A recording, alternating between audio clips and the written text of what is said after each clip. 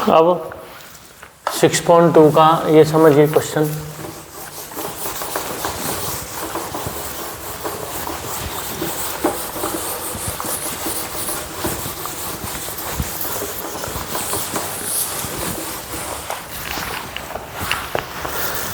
अब है क्वेश्चन आपका, ये वाला क्वेश्चन है,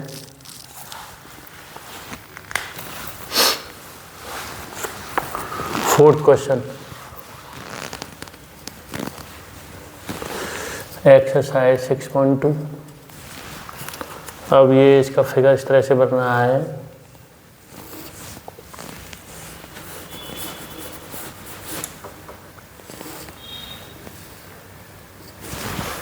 A B see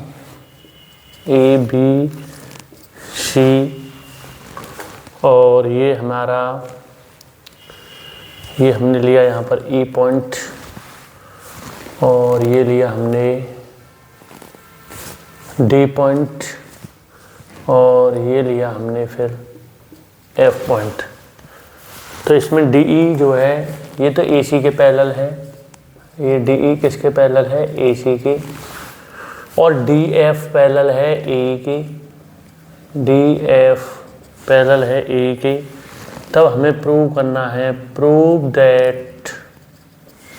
that V F upon F E बराबर V E upon E C, V F upon F E बराबर बी ई अपॉन ई सी। अब फिर समझिए, देखिए क्वेश्चन। तो सबसे पहले हम इसमें बात कर रहे हैं, ये पैरेलल है हमारी डी ई, इसके पैरेलल है ए सी की।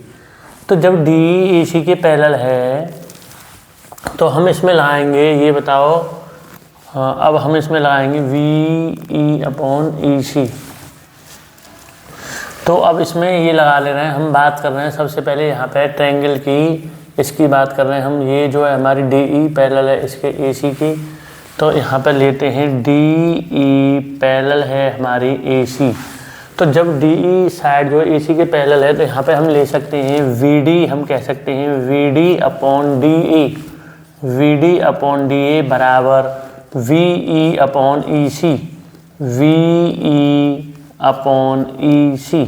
थेल्स प्रमेय से फिर दोबारा ध्यान दीजिए, जो हमारी केवल पैरेलल साइड हैं, जो पैरेलल लाइन है, पैरेलल साइड है, उन्हें देखिए आप सिर्फ केवल। तो ये डी ई जो है ये ए सी के समांतर है, यानी पैरेलल है। तो हम यहाँ पे कहेंगे V D upon D A बराबर वी ई अपॉन ई सी। तो ये आ गई हमारी इक्वेशन फर्स्ट। और यहाँ पे पीछे लिख देंगे वाइथेल्स थ्योरम, वाइथेल्स थ्योरम, थेल्स प्रमेय से, हिंदी में लिख सकते हैं थेल्स प्रमेय से, थेल्स प्रमेय से। अब इसी प्रकार हम इसमें लेंगे अब आगे। अब आगे हमें दे रखा है डी एफ पैरेलल है ए ई के। अब डी एफ हमें दे रखा है पैरेलल है ए ई के, डी एफ पैरेलल है ए ई के। तो आप सिर्फ पैरेलल्स को देखो, जो है भाई हमारा हमसे थेल्स प्रमेय ये कहती है, जैसे ये ट्रायंगल लिया मैंने ए बी सी, ये ट्रायंगल लिया ए बी सी, ये ट्रायंगल लिया हमने ए बी सी। तो इसमें हमसे थेल्स प्रमेय ये कहती है, ए बी सी ट्रायंगल लिया। अब ये जो है डी ई इसके पैरेलल लाइन हो गई, ये बताओ बी सी के। अब डी यहाँ पर क्या है, बी सी के पैरेलल है। तो थेल्स प्रमेय हमसे ये कहती है कि A D upon D B बराबर ए ई अपॉन ई सी। तो इसी प्रकार यहाँ बात हो रही है, जब ये डी अभी पैरेलल थी डी ई ई सी के, तो मैंने ये ले लिया B D upon D A बराबर बी ई अपॉन ई सी। अब बात हो रही है यहाँ पे डी एफ पैरेलल है ए ई के, डी एफ किसके पैरेलल है, ए ई के। तो डी एफ ये वाली साइड है और ये वाली साइड है, तो हम यहाँ पे तुरंत कह सकते हैं V D upon D A बराबर V D upon D A बराबर B F upon F E, B F upon F E. ये हमारी क्या आ गई इक्वेशन सेकंड।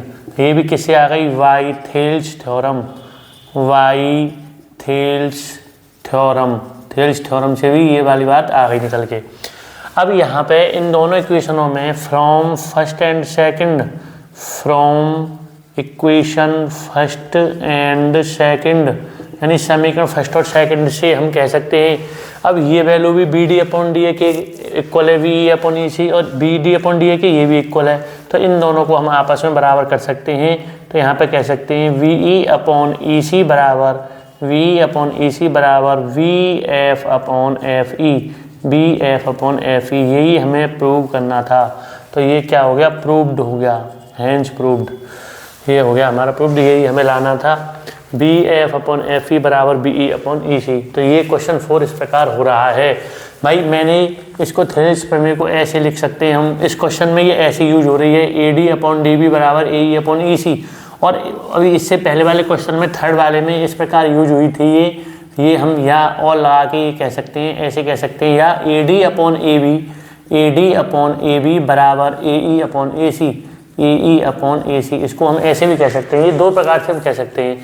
तो इससे ऊपर वाले क्वेश्चन में मैंने इसका प्रयोग किया है और इस वाले क्वेश्चन में इसका प्रयोग हो रहा है जो है, ये दोनों प्रकार से यूज हो सकती है। A D upon D B बराबर A E upon E C, और या फिर A D upon A B बराबर ए ई अपॉन ए सी, इस प्रकार से भी हम इसका प्रयोग कर सकते हैं। अब अगला क्वेश्चन अगली वीडियो में बता रहा हूँ।